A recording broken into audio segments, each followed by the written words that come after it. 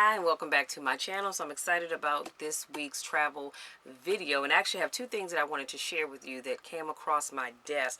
So one of them is not such, one of them is kind of sad, so I'm gonna save that for last. So the first thing I want to share with you is that these Disney hotels are now pet friendly. So if you've ever wanted to stay at a Disney hotel but thought I can't because I have a pet, no need to worry, because Disney's relationship with dogs has always been a little perplexing, right? For decades, fans have debated why lovable Pluto has to walk on all fours and beg for his dinner while Goofy gets to wear clothes and walk upright while enjoying the power of speech. It's unclear, given Disney's strict no dogs allowed policy, whether Pluto or Goofy would have ever been allowed to spend the night at any of the Walt Disney World resorts.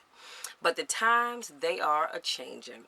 Starting October the 15th, which guys know by the time you see this video has already passed, for the first time ever, 4 Disney resort properties will be designated as dog friendly.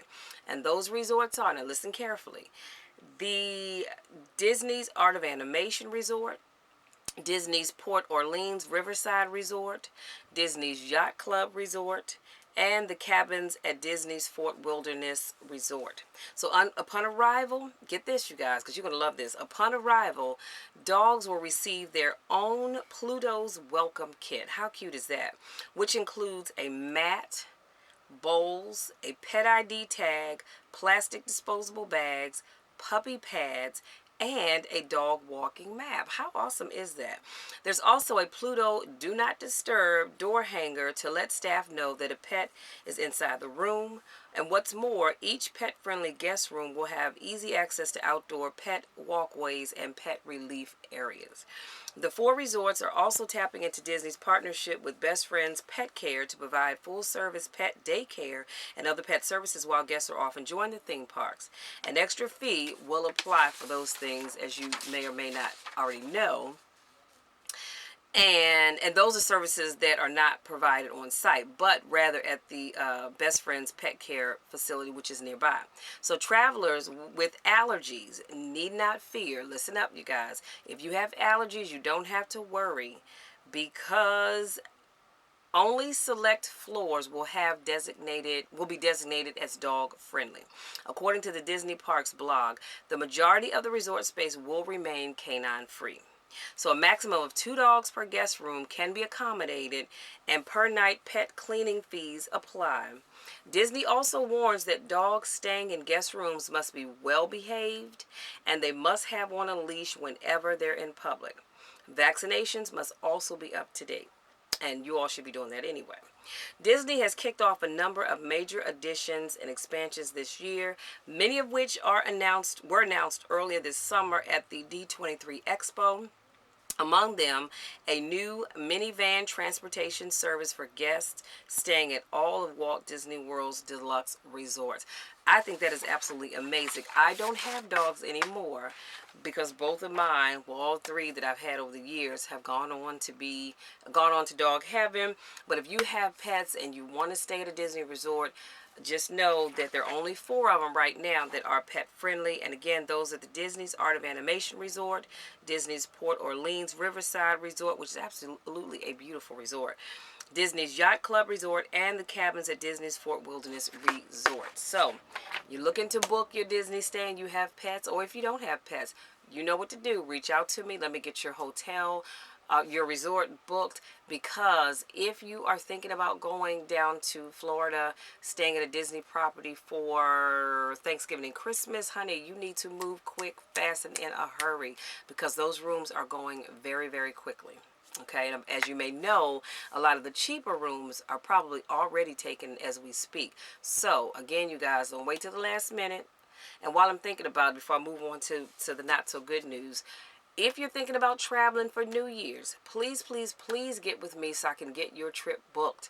Because even now, a lot of people are not thinking about Christmas or Thanksgiving. They're actually thinking about New Year's. So if you want to go somewhere really, really great, contact me. Let me get your stuff booked, okay?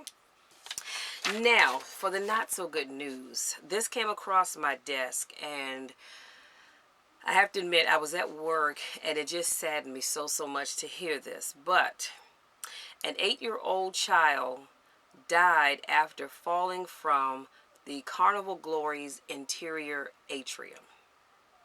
In a tragic accident at Port Miami on Saturday morning, this was last Saturday, an 8-year-old passenger identified by the Miami-Dade Police Department as Zion Smith of Nassau, Bahamas, died after falling approximately 2 stories from an interior deck in the Carnival Glory's atrium to the atrium floor.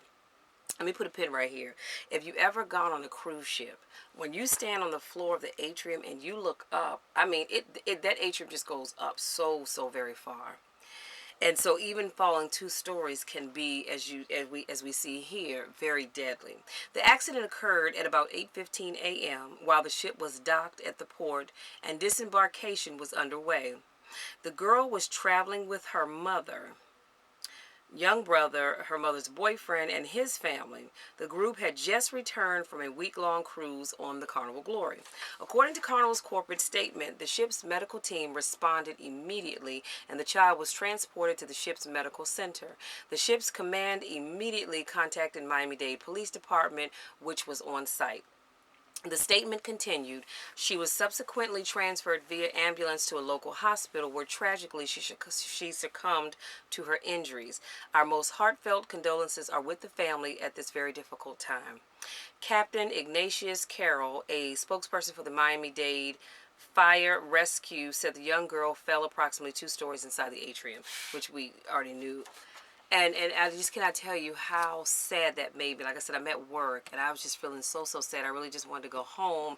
And I actually had to fight the tears back because as a parent, that could have been my child, could have been your child, could have been anybody's child. So what I wanted to leave with you, not to leave you on a sad note, but just to say that when you are traveling with your children, please be sure to keep an eye on them. Keep them where you can see them at all times, and for God's sake, please don't let them climb on things, because the railings are quite high on those cruise ships. They're not, necessarily low. So like I said, I'm not quite sure how she got up onto the railing other than climb, but how that was able to happen if there were people standing around. Because again, if you've never cruised before, when you go to disembark from your ship, people are kind of mingling around, near the doorways because they're waiting for their cabin or floors to be called so they can exit, because you had a great time on your cruise, but you're now ready to go home. And I know sometimes young people can get away from us, but I just want to encourage you, not just on a cruise ship, but anywhere, if you're traveling with young people, please keep your eye on them. Make them hold your hand at all times, and please do not allow them to climb on to anything. That way you don't have to worry about them falling and hurting themselves. So my heart goes out to this family. I just, I'm keeping them in my prayers. I always say mistakes never happen, and God sometimes call those home that we don't think, should have been called home. They had so much more to offer the world, but hey, God knows best. And so again, my heart goes out to the family, and I'm going to keep them lifted up in prayer that they're able to bury their daughter and to just, remember all the happy times with her. And I want to ask that you guys do the same.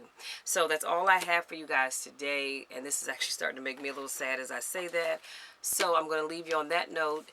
And just to also remind you that if you're going to be traveling for the holiday season, please be sure to reach out to me so I can get your travel plans booked, because I don't want you to miss out on the best deals around. And I'll say this, as a travel agent, sometimes we can call and say, look, I have this client that really wants to stay. What kind of deals can you offer them? But I can't do it for everybody.